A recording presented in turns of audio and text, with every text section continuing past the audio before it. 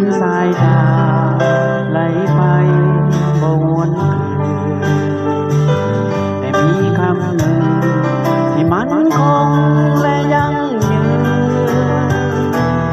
บ่อาจลืมความเป็นเพื่อนที่ต่อกันน้ำยังอยู่ทุกและทุกด้วยแบ่งปันมิตรภาพนั้นจงรักษาไว้หากวันใด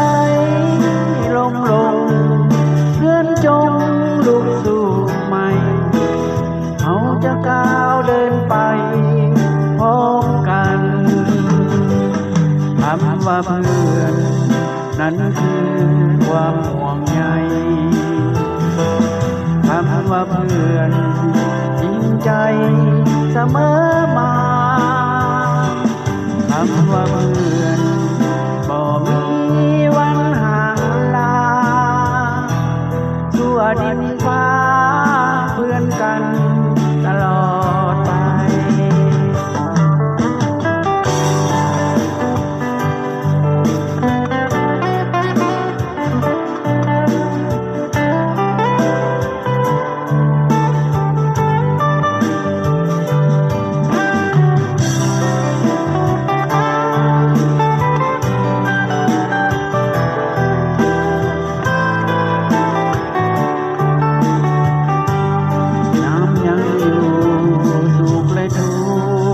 แบ่งปันมิตรภาพนั้นจงรักษาไว้หากวันใดล้มลงเพื่อนจงลุกสู้ใหม่เขาจะก้าวเดินไปพร้อมกันคำว่าเพื่อน